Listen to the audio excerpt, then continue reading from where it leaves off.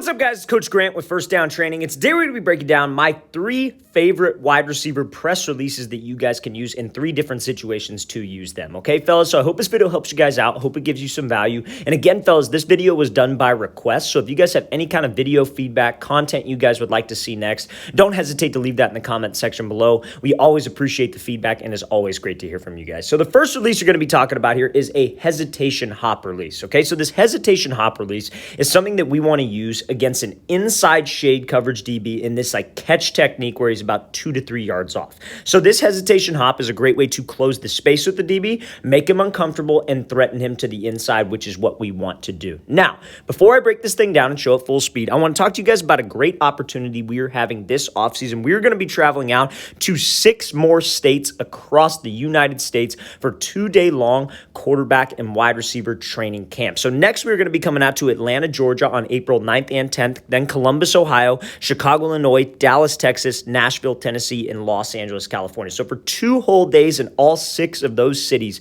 we are giving you guys a great opportunity to work with myself and my staff of coaches. So if you want some more information on those camps, check out that very first link in the description below. We'll have DBs out there for one-on-ones for the wide receivers, half-line work, and also spots are limited to only 10 to 12 guys per position group. So we're keeping it small. We're actually taking the time to coach you guys and develop you guys. So again, very first link in that description below. Let's get started with this video. So now, this hesitation hop release, what it is you want to make sure that we are attacking the leverage of the DB, closing the space with him, and creating some space for myself to the outside. So the key on this hesitation hop release is you are going to be pushing off of your back foot and reaching with your front foot, because that's what's going to help you square him up. On this hesitation hop release on the DB, we either want to attack his midline or his inside shoulder, because this DB, the whole reason for you attacking, you see how he pushes off of this back foot and reaches with the front foot to square him up. Now he's in a position of balance, right? Because now when I'm in a position of balance, if that DB wants to get hands, or if we need to throw a crossover move, we can, because I have a good base. Now,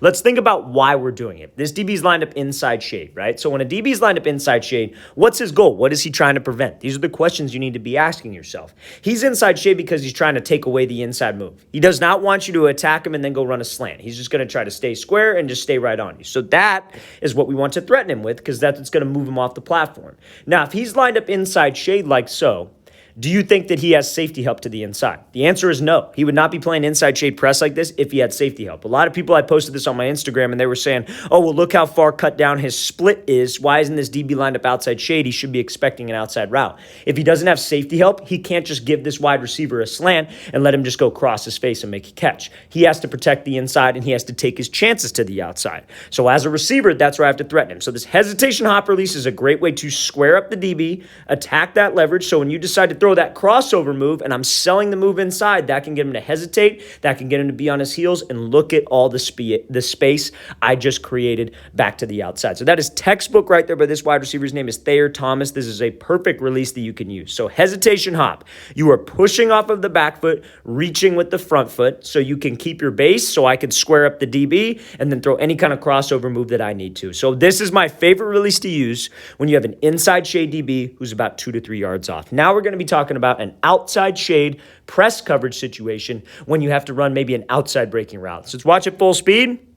Great job attacking him. Great job using that crossover and then creating space back to the outside. So now, this situation is wide receiver's split is cut down, okay? So now he's got this head-up press look, maybe a little bit outside shade. So one of my favorite releases to use against outside shade press is a wide step release. So what is a wide step release? So a wide step release is exactly how it sounds. You are stepping wide outside this DB's frame with your back foot. So you can use either a kick step, you could use a prep step, and we'll talk about what those mean after I play this thing full speed. So he hits him with this wide step release, gets that DB off the platform. It allows him to stay on that path of the route and create some separation. So let's talk about the mechanics of this, right? So DB's lined up outside shade, obviously like post snap, like obviously is shifting to the outside. And usually a DB will do that if he's in head up press and a wide receiver's split is cut down, but he has to have what?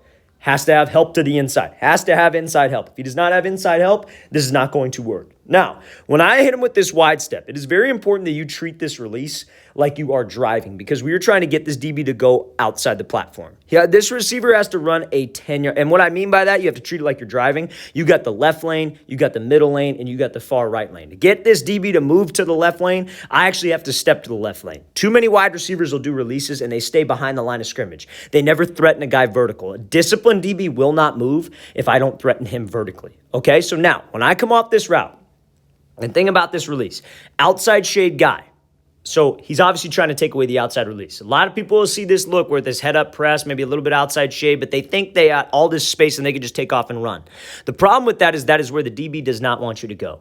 He is lined up outside shade to protect the outside. So if you try to force the outside release, he's going to get right into your hip and force you to the sideline. You're going to have no space to accelerate out of the top of the break. So what we have to focus on doing is just if he gives me the inside release, take the inside release, but that doesn't mean I don't try to get separation off the line so I could get up into the route. So that's what that wide step does. So you see, he takes this kind of like, you see how his back foot and his front foot take like these two little steps. He takes like a prep step with the front foot. That's what I call that. And now when the reason why you take that prep step is because that step allows you to explode. You take that little prep step right there and you push off of that step to throw your hip and to throw the step out wide of the DB.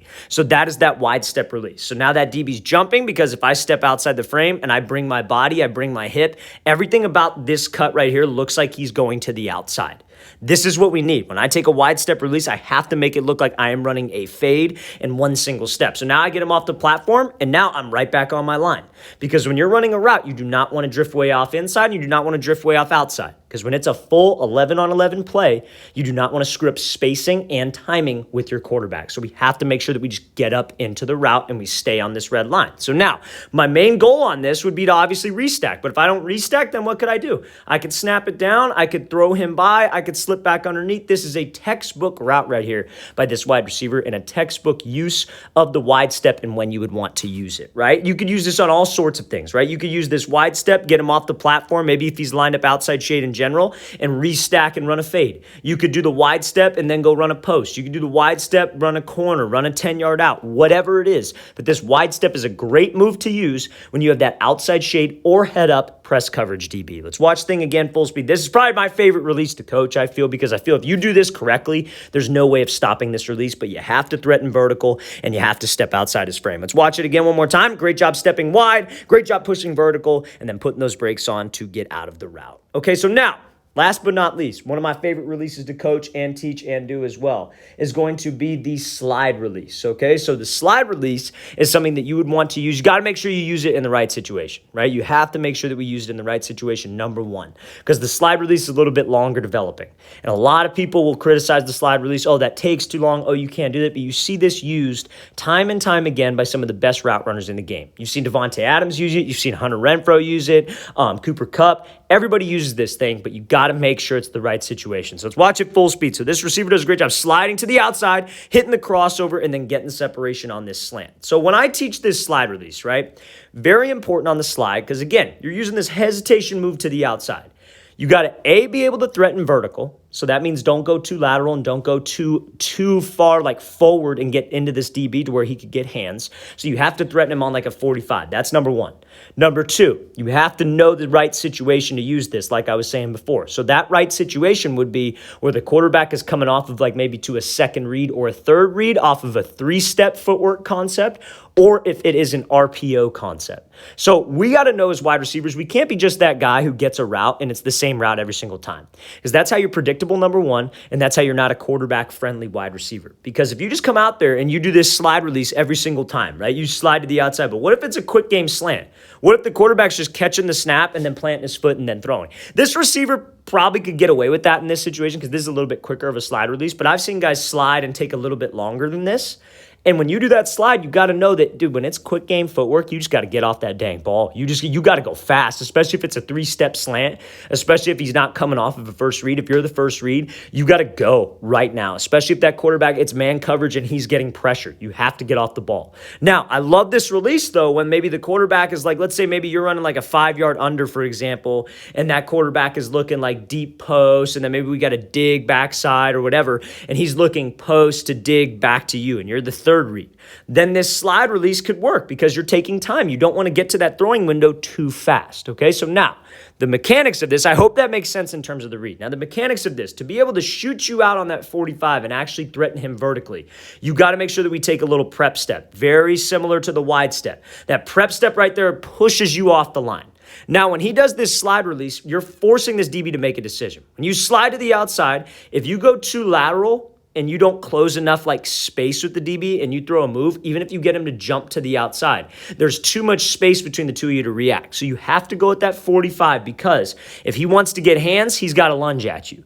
But if he doesn't get hands, he's going to be forced to watch your hips because you are still threatening him vertical, and that's what can move him off the platform. And then that's when you slide and you hit this crossover to the outside, you step outside of his frame, you're selling with the upper half, everything about this looks like an outside move, and that's when we get him off the platform to jump.